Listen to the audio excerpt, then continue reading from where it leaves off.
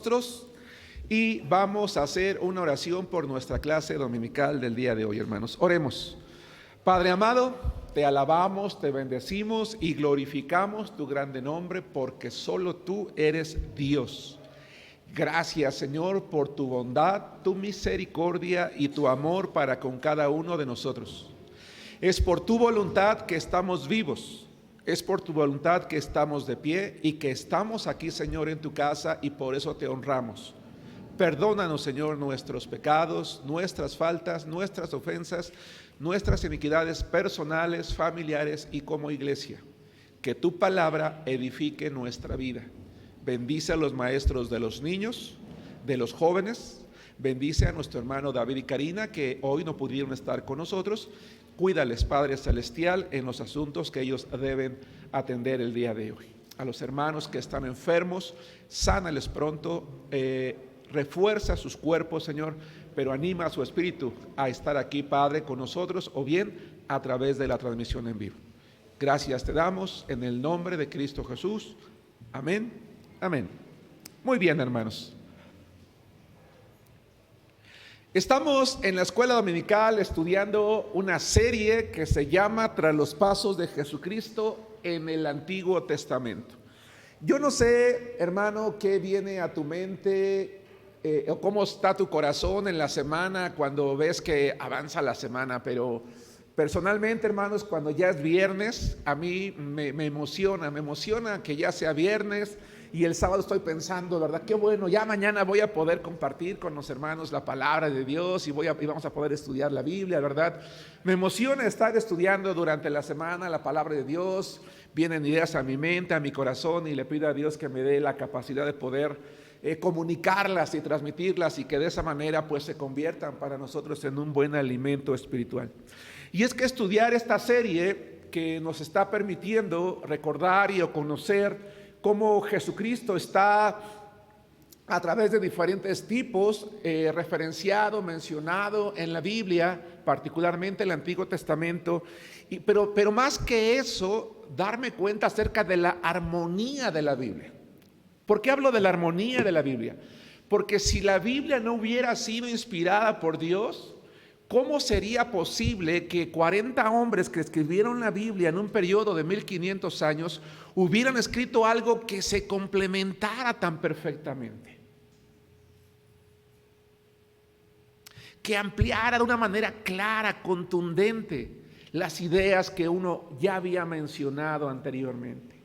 Hoy nosotros debemos de sentirnos privilegiados por tener toda la Escritura, toda la Biblia, porque entonces podemos estudiar sistemáticamente ese todo y corroborar que lo que Dios vino diciendo a través del tiempo tenía una sola unidad y un solo propósito.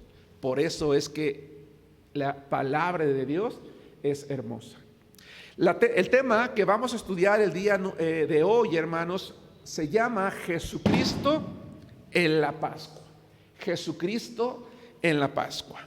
Hermanos, quiero decirles a manera de introducción que la Biblia, en el libro de Éxodo, nos habla de un faraón que se levantó sobre la tierra. Dice la Biblia, no conocía a José, somete al pueblo de José. El pueblo de José, que es el pueblo de Israel, se multiplica. Llega un día en el que Dios, después de 400 o 430 años, escucha la oración de su pueblo, levanta, hermanos, un libertador, en este caso a Moisés, del cual hablamos la semana pasada.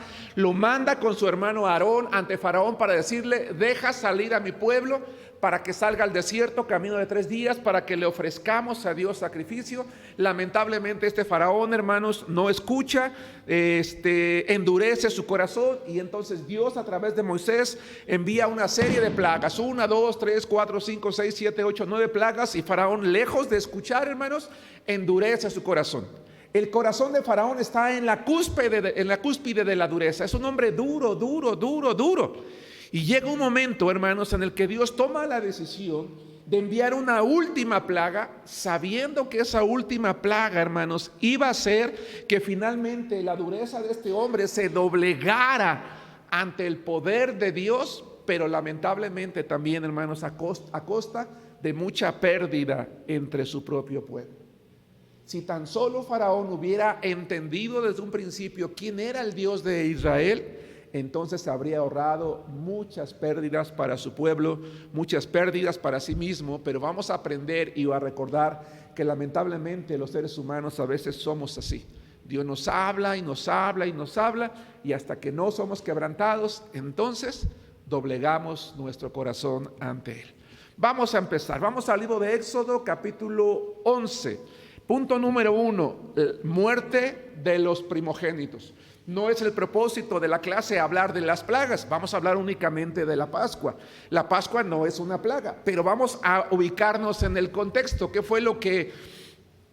es lo que estaba ocurriendo en Egipto mientras Israel estaba comiendo la Pascua? Y nos vamos a ubicar en el tiempo, en aquel momento cuando Dios toma la decisión de enviar la última plaga. Dice Éxodo capítulo 11, versículos 1 al 6. Éxodo 11, versículos 1 al 6. Dice la palabra de Dios: Jehová dijo a Moisés: una plaga traeré aún sobre Faraón y sobre Egipto, después de la cual él os dejará ir de aquí y seguramente os echará de aquí del todo.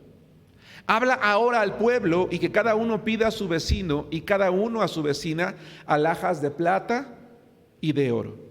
Y Jehová dio gracia al pueblo en los ojos de los egipcios. También Moisés era tenido por gran varón en la tierra de Egipto, a los ojos de los siervos de Faraón y a los ojos del pueblo. Dijo pues Moisés: Jehová ha dicho así: a la medianoche yo saldré por el medio de Egipto, y morirá todo primogénito en tierra de Egipto, desde el primogénito de Faraón que se sienta en su trono, hasta el primogénito de la sierva que está tras el molino, y todo primogénito de las bestias. Y habrá gran clamor por toda la tierra de Egipto, cual nunca hubo ni jamás habrá. Versículo 29 del capítulo 12. Capítulo 12. Versículo 29, dice la palabra de Dios: y aconteció que a la medianoche, Éxodo 12, 29, y aconteció que a la medianoche Jehová hirió a todo primogénito en la tierra de Egipto, desde el primogénito de Faraón que se sentaba sobre su trono, hasta el primogénito del cautivo que estaba en la cárcel, y todo primogénito de los animales. Y se levantó aquella noche Faraón, él y todos sus siervos y todos los egipcios, y hubo un gran clamor en Egipto, porque no había casa donde no hubiese un muerto. E hizo llamar a Moisés y a Aarón de noche, y les dijo: salid de en medio de mi pueblo, vosotros y los hijos de Israel, e id, servid a Jehová como habéis dicho. Tomad también vuestras ovejas y vuestras vacas, como habéis dicho, e idos, y bendecidme también a mí.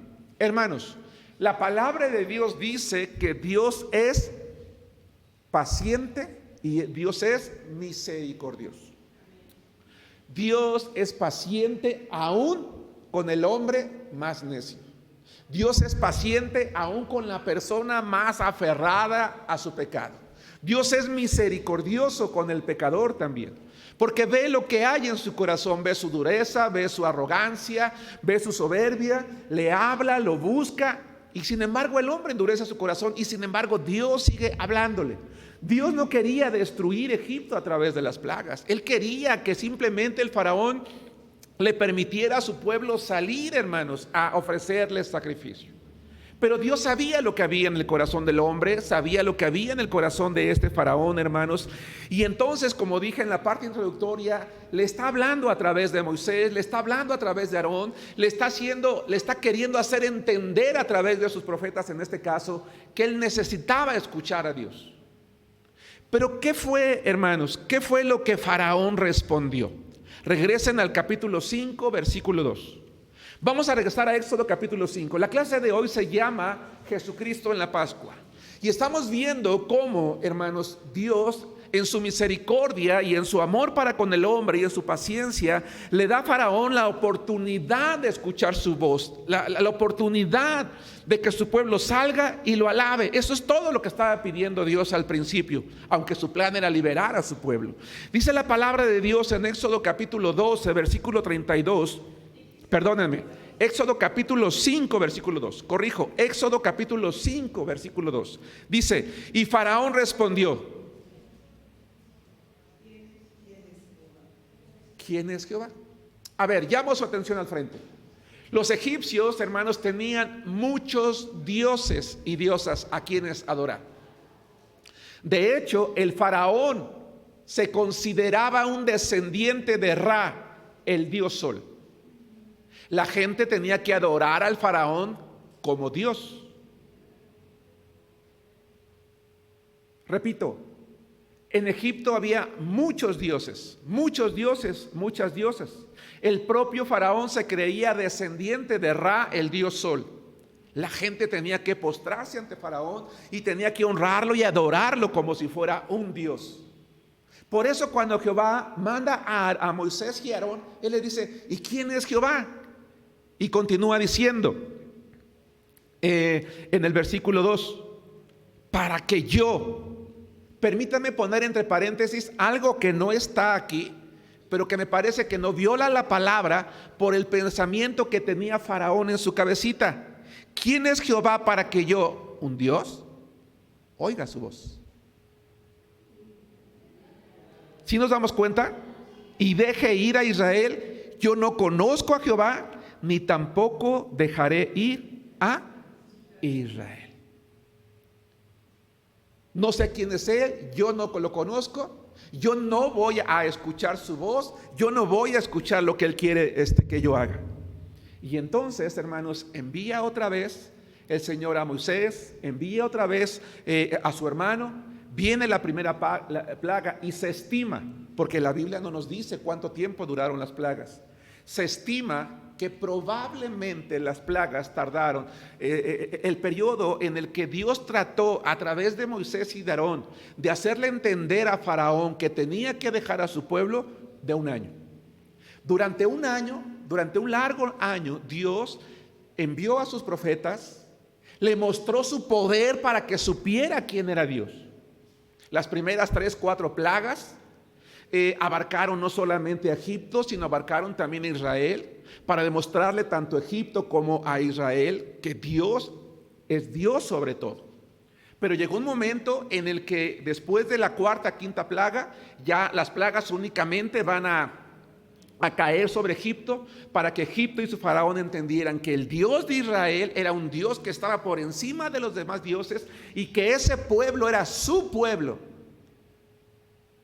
y que él tenía el poder de preservarlo, de guardarlo, de mantenerlo aún en medio de cualquier calamidad. Pero Faraón no escuchó.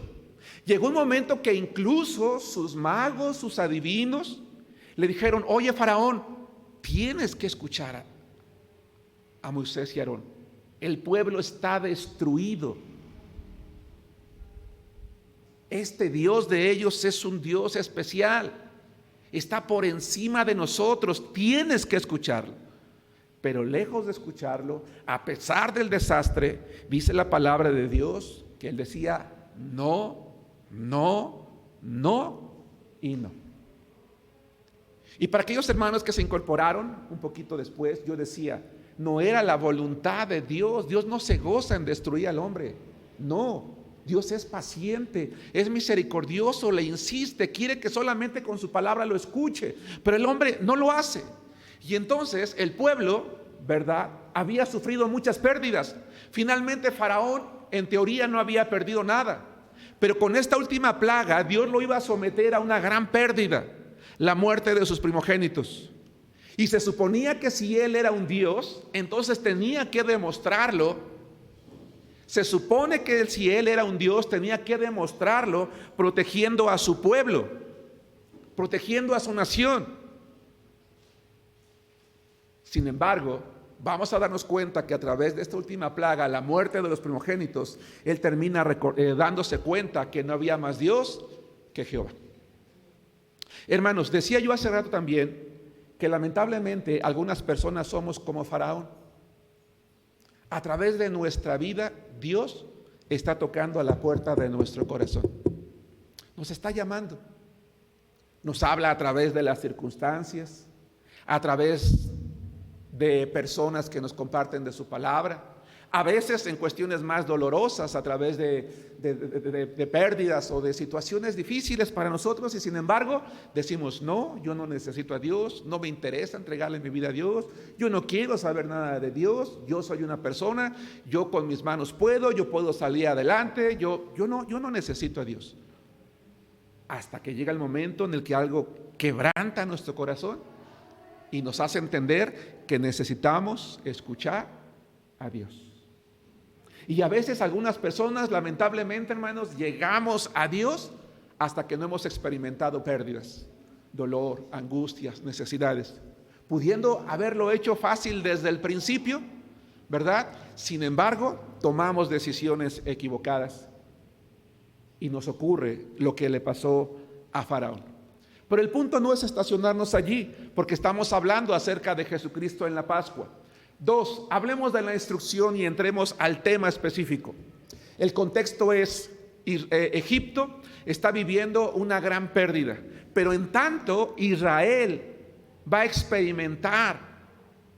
experimentar cómo Dios, solo a través de la fe, podía preservarlos a ellos. Acompáñenme al capítulo 12 de Éxodo, si ustedes no han abierto ahí su Biblia, si no, ya estaban allí nos quedamos. Éxodo capítulo 12, versículos 3 al 7.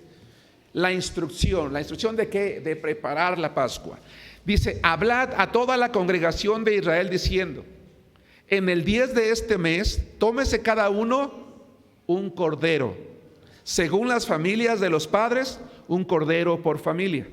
Mas si la familia fuere tan pequeña que no baste para comer el cordero, entonces él y su vecino inmediato a su casa tomarán uno según el número de las personas, conforme al comer de cada hombre. Haréis la cuenta sobre el cordero. El animal será sin defecto, macho de 1 año. Lo tomaréis de las ovejas o de las cabras y lo guardaréis hasta el día 14 de este mes, y lo inmolará toda la congregación del pueblo de Israel entre las 2 tardes. Y tomarán de la sangre y la pondrán en los 2 postes y en el dintel de las casas en que lo han de comer. Hermanos, la muerte de los primogénitos, la plaga de las muertes de los primogénitos, iba a caer sobre todas las casas. Iba a caer sobre todas las casas, no solamente en Egipto. Podía caer también sobre las casas de Israel. Va de nuevo, por tercera vez. La plaga de la muerte de los primogénitos no solamente podía caer, de hecho iba a caer, y así fue, sobre la casa de los egipcios, sino que también podía caer sobre la casa de los israelitas. A menos que por fe obedecieran al pie de la letra lo que Dios a través de Moisés les iba a instruir. Había una manera de salvar la vida del primogénito de esa casa. En cualquier casa, va de nuevo, en cualquier casa donde por fe se obedeciera al pie de la letra la voluntad de Dios, se podía preservar la vida del primogénito, y esa familia podría experimentar en su hogar podía vivir en su hogar la experiencia de que confiar en Dios realmente era algo que valía la pena. Y entonces Dios, a través de Moisés, les dice que tienen que preparar un cordero. Yo decía en la parte introductoria que lo hermoso de la Biblia es la consistencia. Lo hermoso de la Biblia es la armonía que tiene.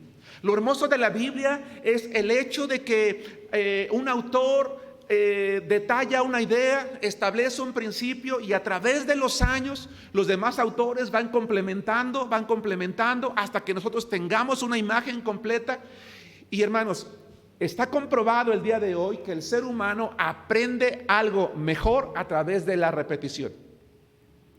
Si tú le repites a una persona algo bueno o algo malo, se va a quedar en la mente de esa persona.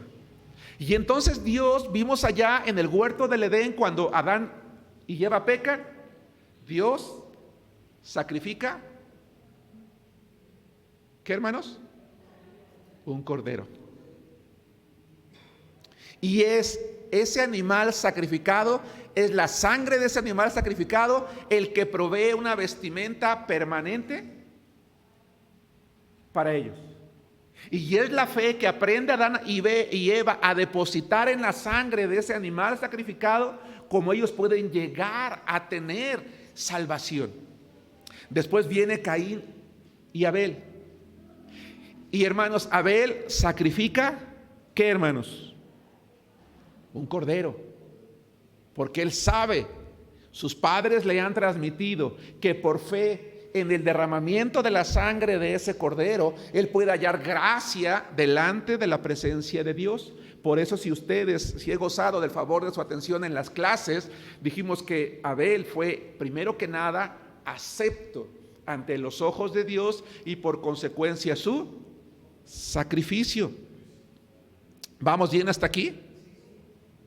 Isaac va a ser sacrificado por su padre, pero no tiene que ser sacrificado porque un cordero trabado en un zarzal es sacrificado para que él pueda salvar su vida. Entonces, vez tras vez, Jehová el Señor está colocando la figura: el cordero, el cordero, el cordero, el derramamiento de sangre, derramamiento de sangre, derramamiento de sangre. Dios se está proveyendo un cordero ¿para qué? Para el holocausto, para que haya vida, para que haya salvación. Y en este caso, otra vez dice la palabra de Dios que el pueblo de Israel tenía que apartar un cordero, pero ahora se nos va a enseñar algo que hasta este momento nadie había enseñado. El cordero que las familias de manera individual, cada una tenía que sacrificar para que su primogénito fuese salvado, era un cordero de un año, es decir, ya maduro, que tenía previamente que ser apartado para ese sacrificio desde el día 10 de ese mes, que caía más o menos, hermanos, en el inicio de la primavera, entre marzo y abril. Tenía que ser apartado el día 10 y sacrificado, hermanos, hasta el día 14. ¿Por qué? Porque primero que nada, en la mente de las familias va a haber un juicio.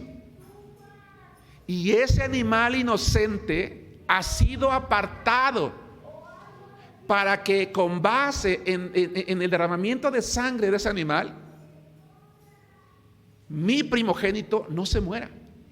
Y en esos días esa familia depositaba su fe en que ese animal apartado le iba a salvar a su primogénito, pero también se apartaba, o sobre todo se apartaba, con el propósito de verificar que ese animal estuviese limpio y fuese perfecto, fuese de lo mejor, para que cuando se sacrificara, entonces fuese ofrecido, fuese aceptado por Dios.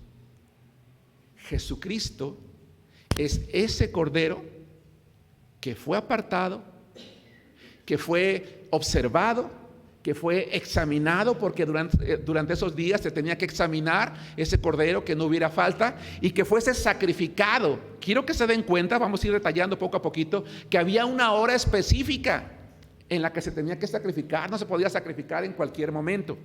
Vamos al Nuevo Testamento. Vamos a, hermanos de la izquierda, busquen Evangelio de Juan, capítulo 1, versículo 29. Hermanos del medio, les agradecería si buscan 1 Corintios 5, 7. Y hermanos de la derecha, también les suplico que busquen 1 de Pedro, capítulo 1, versículos 18, 19 y 20. Esa Pascua, ese sacrificio, ese cordero que el pueblo iba a sacrificar para salvar la vida física del primogénito, tenía como propósito servir como un tipo de que un día un cordero también apartado, también examinado, también sacrificado a cierta hora, serviría para salvar la vida de las personas. Pero ya no sería una vida física, ya no sería para recibir una vida física, sino para recibir algo mucho mejor, la vida eterna. Y mientras que aquel cordero únicamente iba a salvar la vida del primogénito, el cordero, en este caso del que vamos a hablar el día de hoy, podía salvar la vida, darle vida eterna a toda la familia. Atención, hermanos, en la clase de hoy voy a estar utilizando mucho el término familia, familia, familia, familia. ¿Sí me van siguiendo? Uno únicamente podía salvar, porque de hecho la plaga era para eso, para salvar la vida del primogénito. Pero vamos a ver que el cordero del cual está tipificando puede salvar y dar vida eterna a toda la familia. Si por fe, porque recuerden, dije, se tenía que ver por fe y creer por fe en que esa sangre podía salvarle. Y si por fe esa familia también se acoge a ese derramamiento de sangre. Les suplico, hermanos de la izquierda, vamos a leer todos juntos Evangelio de Juan 1:29. ¿Estamos listos? Dice fuerte así: el siguiente día vio Juan a Jesús que venía a él y dijo: he aquí.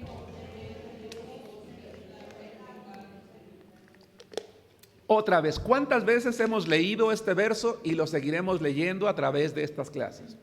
He aquí el Cordero de Dios, que quita el pecado del mundo. Hermanos del medio, 1 Corintios 5:7. ¿Qué hizo ese cordero? ¿Para qué servía ese cordero? 1 Corintios 5:7. Todos dice: limpiaos pues de la vieja levadura, para que seáis nueva masa, sin levadura como sois, porque nuestra Pascua, que es Cristo, ya fue sacrificada por nosotros. ¿Nos damos cuenta de la clara referencia? Jesucristo es nuestra Pascua. ¿Alguien recuerda o sabe qué significa la palabra Pascua? Nuevo comienzo, no. ¿Alguien recuerda o sabe qué significa la palabra Pascua?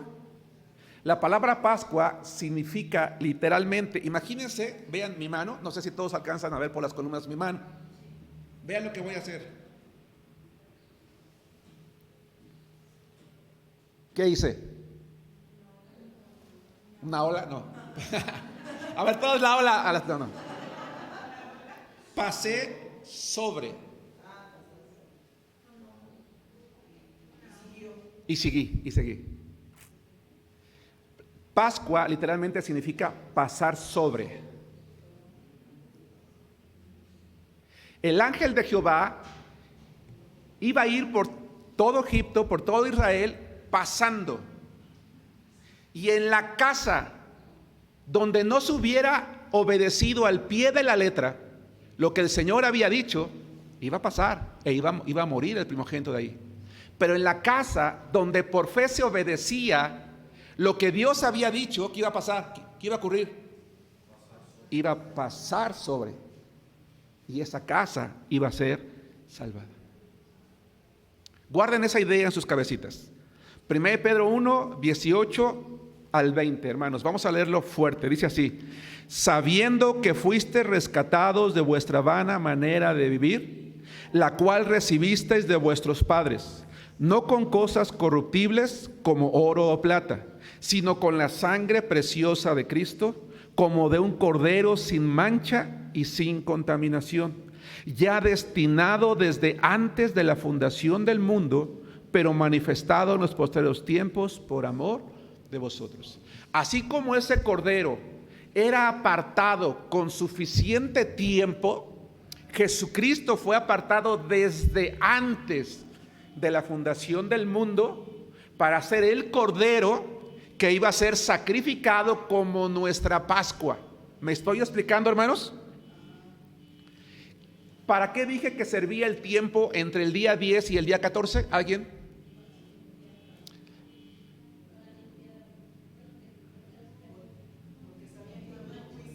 Ajá.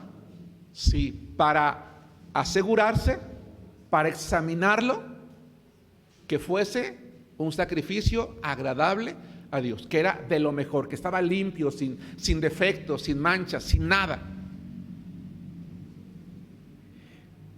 ¿Para qué sirvió el tiempo del ministerio de Jesucristo?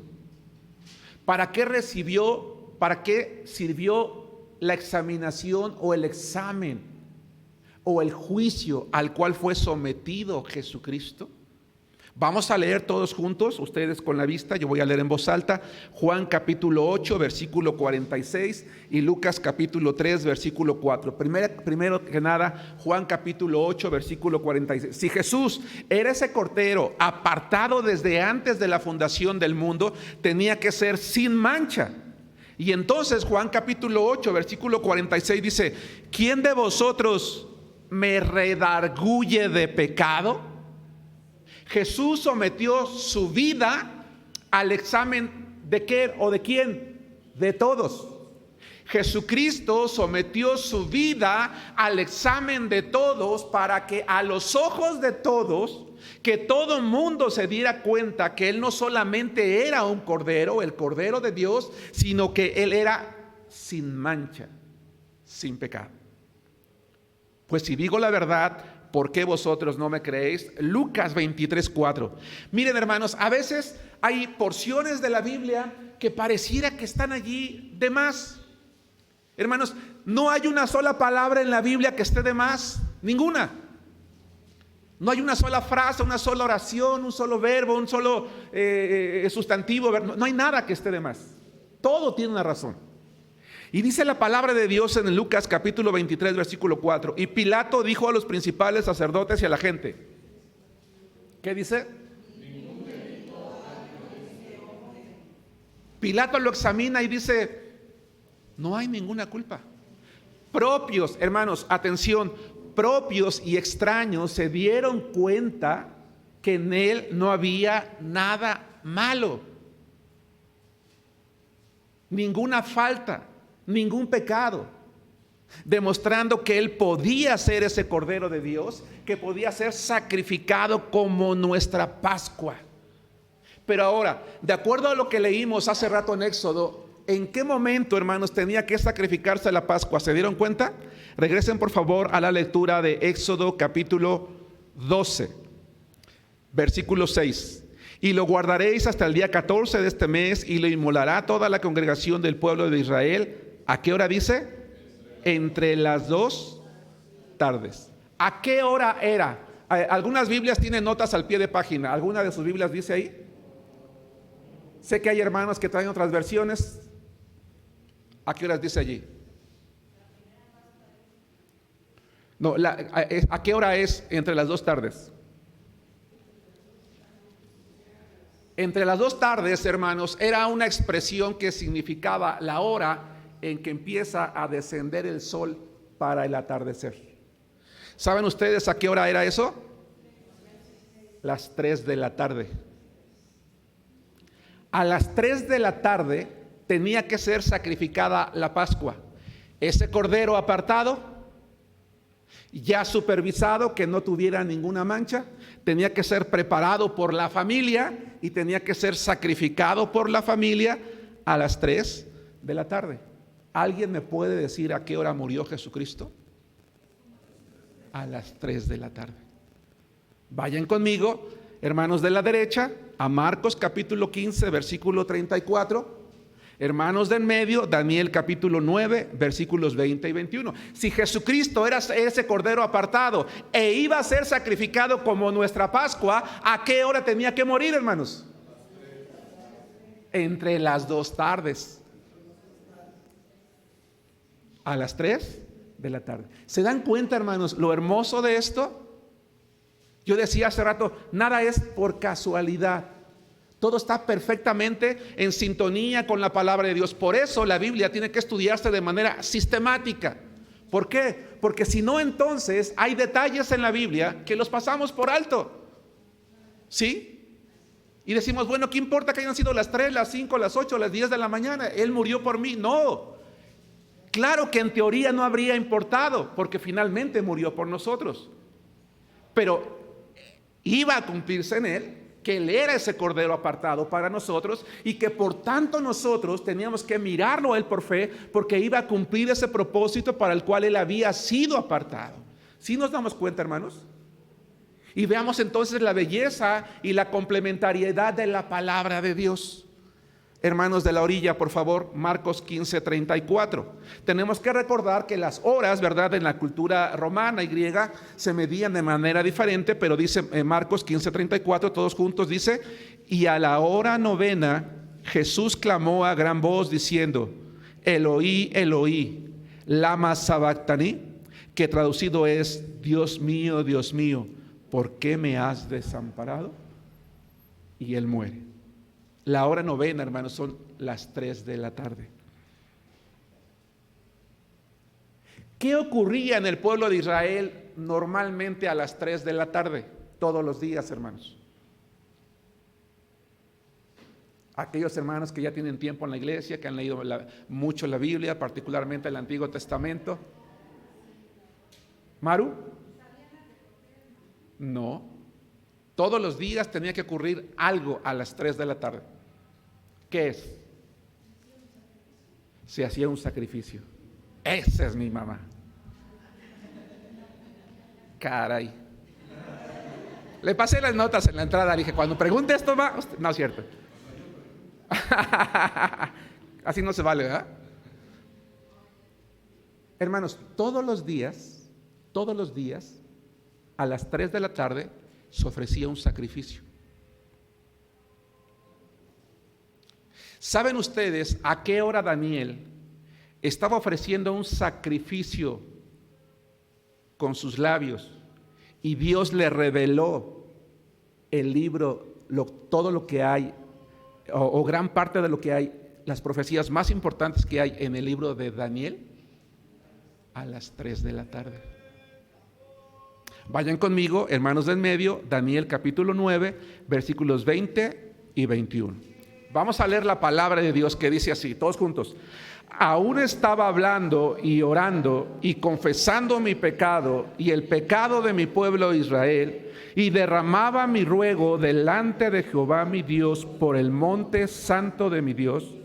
Aún estaba hablando en oración cuando el varón Gabriel, a quien había visto en la visión al principio, volando con presteza, vino a mí como a la hora del sacrificio de la tarde.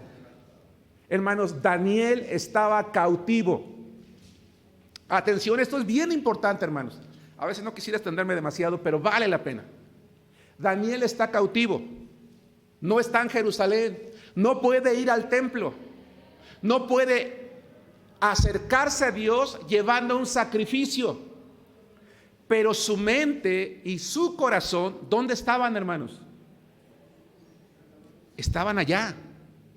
Y a la hora en la que él tenía como varón judío estar ofreciendo un sacrificio, le ofrece a Dios otro sacrificio, no pudiendo ofrecer uno de animal porque no se podía ofrecer en otro lugar que no fuese en el templo. Él ofrece un sacrificio de labios, la oración. Él está en comunión con Dios, no importaba lo lejos, no importaba las circunstancias. Su mente y su corazón estaban con Dios y él está orando a Dios, y Dios ve, escucha esa oración tan hermosa que provenía de un hombre aprobado por él, y le envía, hermanos, un mensajero especial para revelarle algo muy hermoso. Y este mensajero le dice a Daniel: varón muy amado. 3 veces le dice: varón muy amado, muy amado, muy amado. A la única persona, aparte de él, que Dios le dice que es muy amado, ¿a quién es? A Jesucristo. Hermanos, hay ocasiones en que a lo mejor tú no puedes venir al templo. Está bien, yo no te voy a juzgar. Pero tu mente y tu corazón están aquí. No sé si me explico. Tú me dices: ok, hermano, estoy enfermo, no puedo ir. Está bien. Hoy tuvimos algo muy importante que hacer. Está bien, yo no te voy a juzgar. Tuvimos que quedarnos porque era el único día que podíamos arreglar esto. Excelente, perfecto, no pasa nada. Pero tu mente y tu corazón están aquí honrando a Dios. Porque cuando una persona ama a Dios, su mente y su corazón están allí.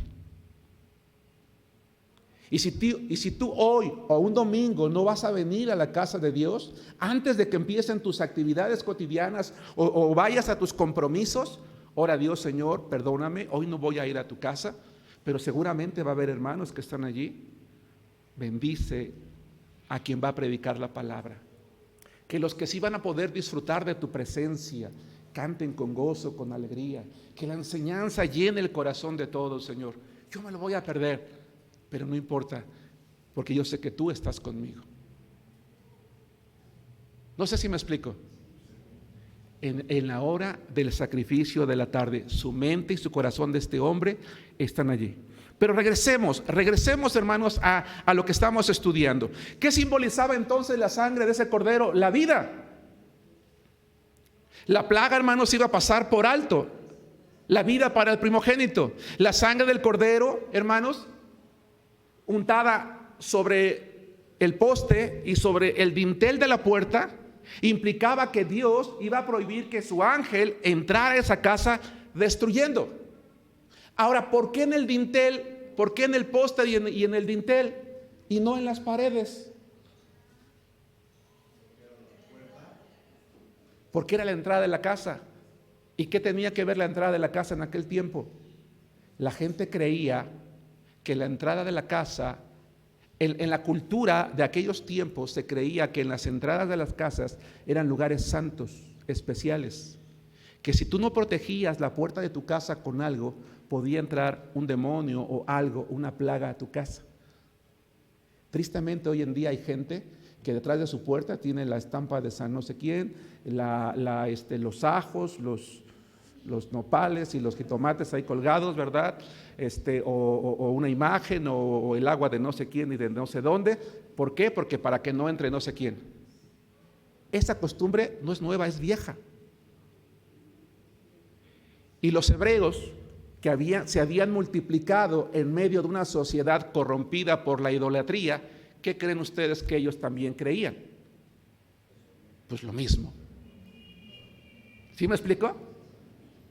El hecho entonces de que estuviera en los postes y en los dinteles de la entrada era un mensaje a su mente y a su corazón. No tienes que temer nada, porque si tú tienes tu fe en Dios, Él cuida tu casa. No necesitas poner nada, regar nada, rociar nada, prender nada. Todavía hay cristianos que de repente dicen, no, es que lo pongo para que haya armonía en mi casa. Está bien, no te juzgo, pero ¿y entonces para qué quieres a Dios? ¿Dónde está tu fe en Dios entonces? ¿Sí me explicó? ¿Dónde está tu fe en Dios? Era esa llamada a esa mente, a ese corazón. Por eso al principio de la clase dije, por fe tenían que creer. Y fe en esa sangre implicaba esa entrada y ese lugar especial que yo no puedo proteger, que nadie de mi familia puede proteger. No he colocado nada, pero está la sangre del cordero que me va a dar vida. Es lo que Dios me dijo que yo hiciera. Y entonces a quienes tuvieran fe iban a poder experimentar la gracia de Dios. La gracia es recibir de Dios aquello que no merecemos. E iba a haber vida entonces, hermanos, por esa sangre de sus primogénitos y no muerte, en este caso, muerte física. Dice la palabra de Dios que el ángel iba a pasar y que Dios iba a ver esa sangre, que el Señor iba a ver esa sangre. Hermanos, ¿qué es lo que Dios ve en tu mente y en mi corazón cuando nosotros, perdónenme, me regreso, corrijo. ¿Qué es lo que Dios ve en mi corazón cuando yo me acerco a Dios? ¿Ve mi rostro? No, Él ve la sangre de Cristo en mí, la fe que tuve en su sangre. Ahora bien, ¿por qué era importante esto?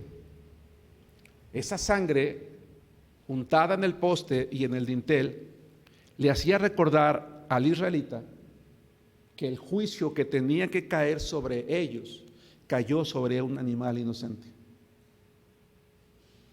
Y a nosotros la sangre de Jesús nos recuerda que el juicio que tenía que caer sobre mí por mis pecados cayó sobre aquel cordero que fue inmolado como la Pascua para mí, para que yo pudiera tener vida en su nombre.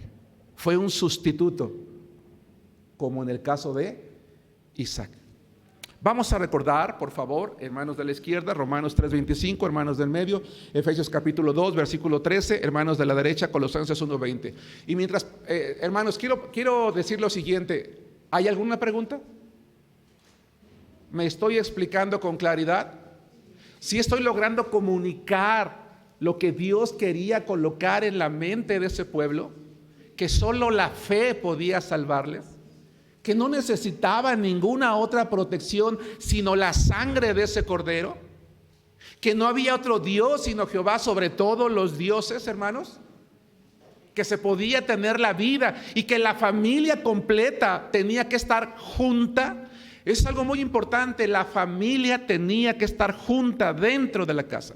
Hermanos de la izquierda, Romanos 3:25, dice la palabra de Dios: a quien Dios puso como propiciación por medio de la fe en su sangre, para manifestar su justicia, a causa de haber pasado por alto en su paciencia los pecados pasados. Hermanos del medio, Efesios 2:13, pero ahora en Cristo Jesús, que en otro tiempo estabais lejos, habéis sido hechos cercanos por la sangre de Cristo. Hermanos de la derecha, Colosenses 1:20, y por medio de él reconciliar consigo todas las cosas, así las que están en la tierra como las que están en los cielos, haciendo la paz mediante la sangre de Jesús.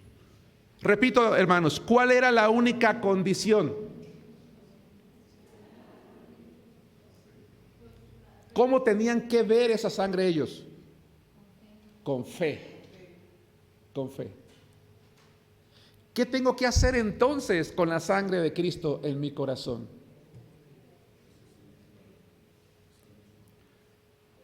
Si me permiten utilizar la simbología, tengo que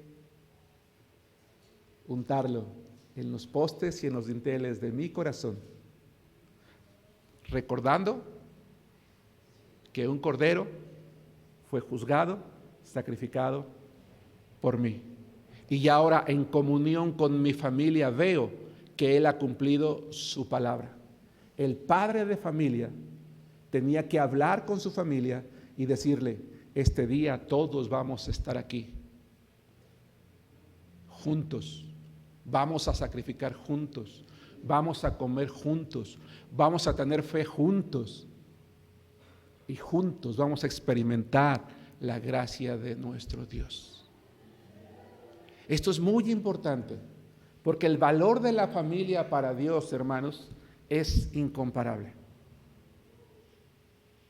Dios quiere que tu familia y la mía estemos juntos, en una mente, en un corazón, con un pensamiento, con una fe,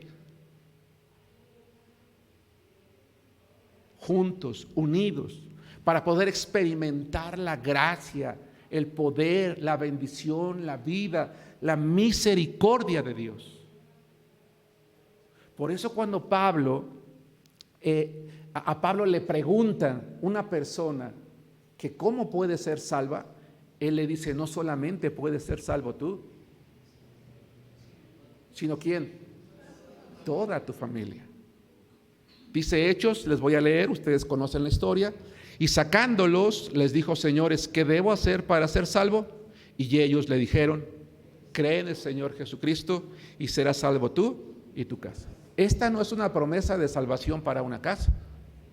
Lo que este pasaje significa es: cuando el evangelio entra a una casa, esa persona debe de preocuparse por juntar a su familia una y otra vez, hasta que todos los miembros de su casa tengan fe y sean salvos. Esta es una tarea, esta es una responsabilidad ¿de quién? De quien ha creído, porque la luz del evangelio ha entrado a través de ti para que entonces alumbre, ¿dónde? En toda la casa. ¿Creen ustedes que a todos los jefes israelitas se les hizo muy fácil juntar a su familia? Oye, mira, tal día tenemos que estar todos juntos en la casa para el sacrificio. Ah, sí, papá, claro que sí. Ah, ¿y yo por qué? Yo creo que no faltó por ahí un Germán como yo. ¿Y yo por qué? No, pues yo no quiero. Ah, ¿por qué? Y entonces implica la tarea del padre de familia. Esa labor de convencimiento. ¿En qué sentido? ¿Con base en qué? Con base en las evidencias, no con base en su autoridad. Porque tú, hermano, le puedes imponer la fe a tu familia, pero una fe impuesta. Cuando esa persona tenga el poder de quitarse ese yugo, ¿sabes qué va a hacer? No solo se lo va a quitar, sino lo va a aventar muy lejos. No, era ese convencimiento del padre, de la fe del padre, de la fe del jefe de familia.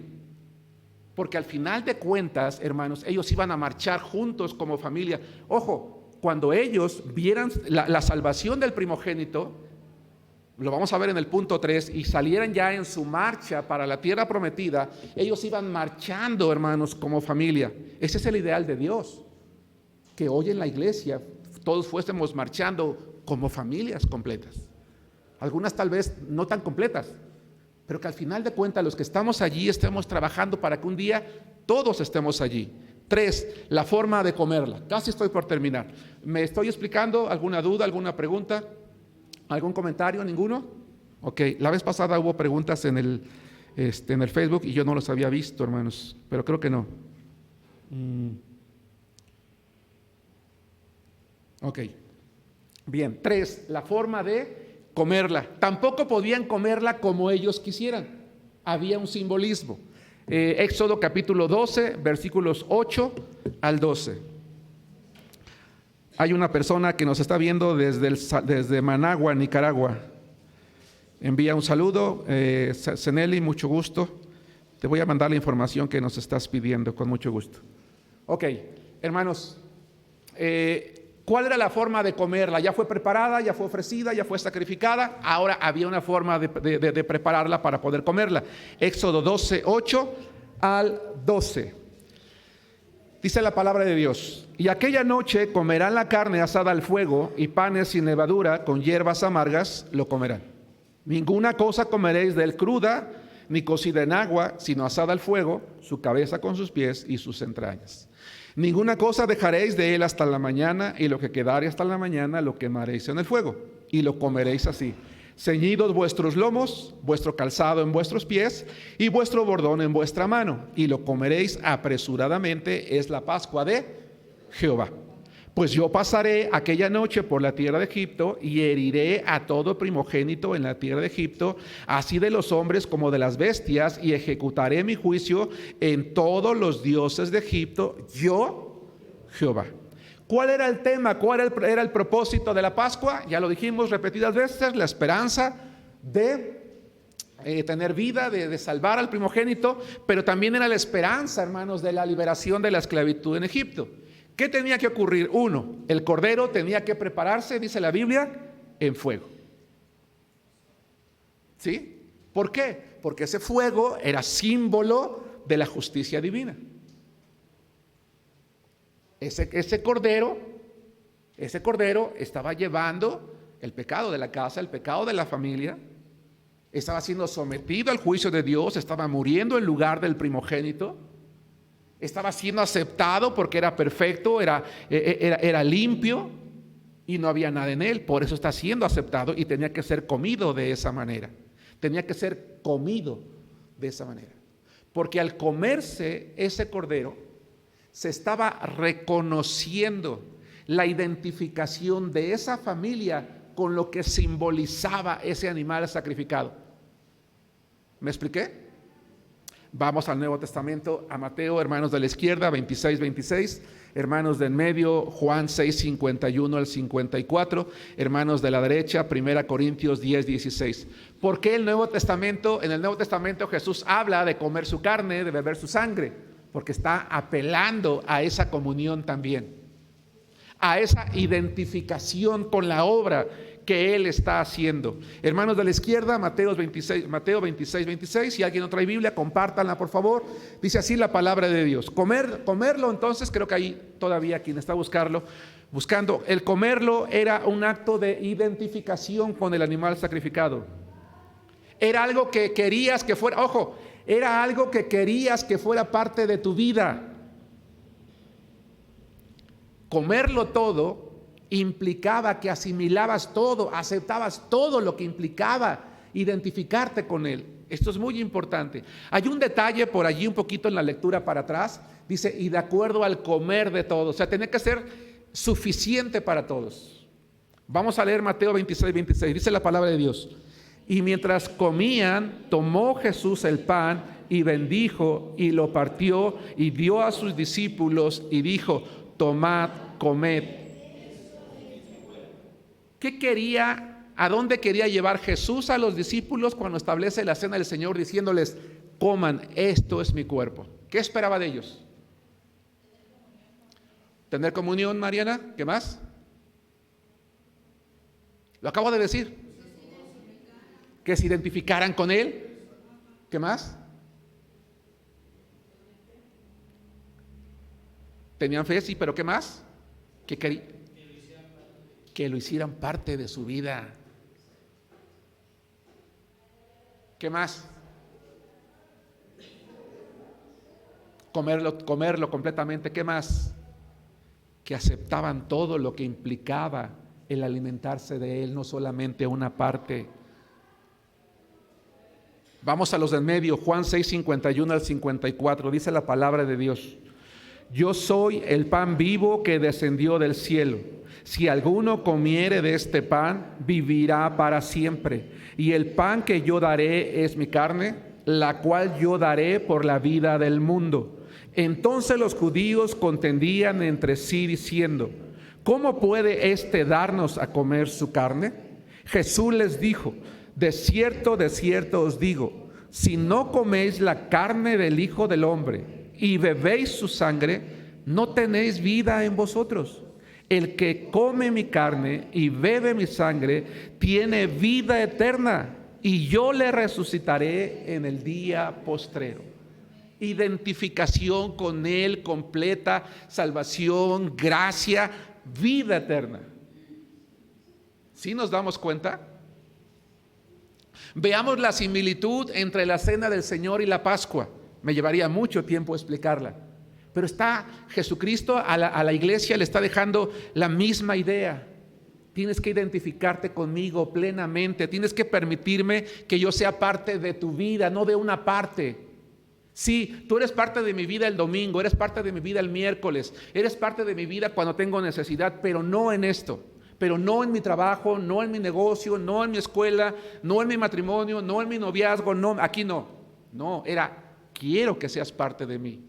Por eso el comerlo implicaba: entra a mí, sé parte de mí.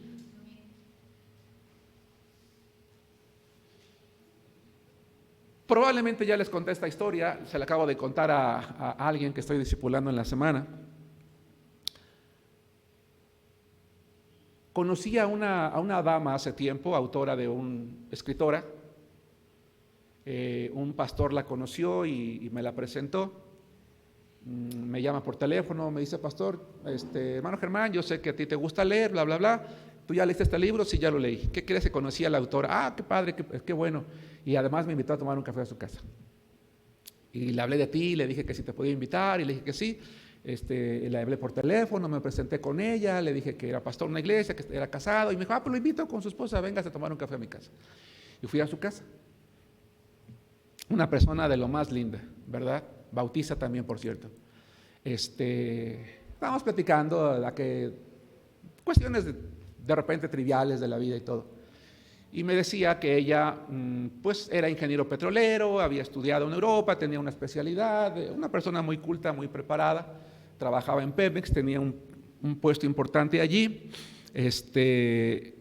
Y hablamos acerca de la fe, acerca de cómo los hijos de Dios muchas veces no permitimos que Dios esté realmente, que sea parte de nuestra vida. Y me decía: pastor, un día tuve una junta con nuestro director en jefe, y nos dijo el director, dice: ¿qué les parece si rompemos el hielo y decimos nuestro nombre y quiénes somos? Ah, pues sí. No, yo me llamo fulano de tal, soy director de esto.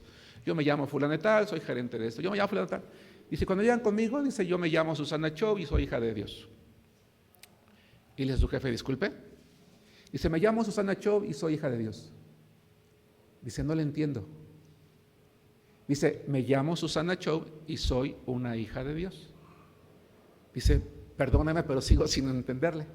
Dice: bueno, es que usted nos dijo que dijéramos, nos pidió que dijéramos nuestro nombre y quiénes somos. Si respetuosamente le digo, si usted quiere saber qué cargo ocupo en la empresa, yo soy directora de tal área. El problema está en que cuando yo salgo de esta oficina, allí en la calle, la gente me ve y yo no soy nadie. El día de mañana yo salgo de esa institución y tampoco ya no soy nadie. Pero aquí y en cualquier parte del mundo, yo soy una hija de Dios. Y si usted me pregunta quién soy yo soy una hija de Dios. Soy hija del Rey. Esa persona soy yo. Le digo, ¿en serio? ¿Usted le dijo eso? Dice, sí. Digo, ¿y qué le dijo? Dice, caray, nunca nadie me había dicho eso. Qué interesante. Hermanos, yo creo que no habría tenido el valor de hacer eso. No lo hice nunca. Pero no sé si me explico, hermanos, lo que quiero dar a entender. Esta mujer decía, yo he hecho a Dios parte de mi vida. Mi identidad como mujer, mi valor como persona, no depende de cuánto estudié, cuánto tengo o qué posición tengo en este lugar. Mi valor como mujer, mi identidad como persona proviene de que yo soy una hija de Dios. Cuando los hijos de Dios comamos ese cordero y permitamos que ese cordero sea parte de nuestra vida, nos vamos a deprimir menos, entristecer menos, llorar menos y quejarnos menos. Porque nuestra felicidad no va a depender de lo que tenemos o dejamos de tener, de lo que logramos o de lo que perdemos, sino de quiénes somos. Somos hijos de Dios. Y lo que el pueblo de Israel a través de las plagas había aprendido es que el Dios de Israel era un Dios diferente a los dioses, que valía la pena poner su fe en Él porque Él tenía el poder de preservar a ese pueblo si tan solo ellos tenían fe. Y como decía Mariana hace rato, comunión. Leímos ya 1 Corintios 16, ¿no, verdad? Vamos a leerlo, hermanos. Dice así la palabra de Dios. La copa de bendición que bendecimos no es la comunión de la sangre de Cristo. El pan que partimos no es la comunión del cuerpo de Cristo. Me voy más rápido, hermanos, ya me extendí demasiado. Primero, el animal, el cordero cocido en fuego. 2, panes sin levadura, porque la levadura es sinónimo de pecado. Le dice el pueblo, Dios al pueblo, ¿quieres tener comunión conmigo? Haz un lado el pecado, no tiene que haber nada en ti, tienes que ser santo. Por eso Jesús en Lucas 12:1 dice, tengan cuidado con la levadura de los fariseos. Éxodo capítulo 12, versículo 15, Dios le dice a su pueblo, no tienen que tener en cierta ocasión nada de levadura en su casa. Y 3, comer hierbas amargas. ¿Por qué tenían que comer hierbas amargas? La Pascua era una fiesta que se tenía que celebrar todos los años el mismo día y tenían que comer hierbas amargas. ¿Por qué? Porque las hierbas amargas le recordaban a ese pueblo lo que habían sufrido, de dónde Dios los había liberado. El cristiano es una persona que nunca debe de olvidar de dónde le libró el Señor. A veces decimos, a mí me hubiera gustado mejor ser impío y no nacer en un hogar cristiano, porque así por lo menos hubiera experimentado y ya por lo menos Dios habría tenido más que perdonarme. Pero pues nada, yo nací en un hogar cristiano. A ver, espérate. Dios te salvó de la condenación eterna del infierno. Y lo que tú tienes que recordar no es la cantidad de maldades o pecados que hiciste o que cometiste o dejaste de hacer, sino que Dios te salvó de la condenación eterna. Y todos los días yo tengo que recordar de dónde me salvó el Señor. Y probablemente algunos de nosotros de tribulaciones, de momentos de dificultad, de ansiedad, etcétera, pero Él nos salvó a todos nosotros. Y es algo que tenemos que recordar. Tenían que comerla con los lomos ceñidos, ¿verdad? Listos porque iban a salir aquella misma noche. En la Biblia hablar de estar ceñidos de los lomos es sinónimo de estar preparado para escuchar la voz de Dios. Cuando Dios dijera marchen, ellos tenían que marchar.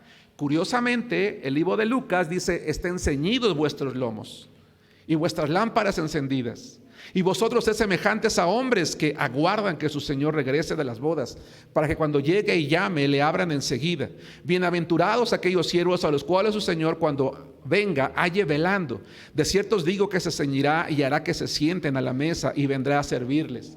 Dice Lucas 12:35 al 37 y 1 Pedro 1:13 dice: por tanto, ceñid los lomos de vuestro entendimiento, sed sobrios y esperad por completo en la gracia que os traerá cuando Jesucristo sea manifestado. El cristiano es una persona que debe de estar con el entendimiento, o figurativamente con sus lomos ceñidos, es decir, preparado para escuchar la voz de Dios, para ir a donde Dios lo manda, a donde Dios lo llame, para hacer lo que Dios le pide.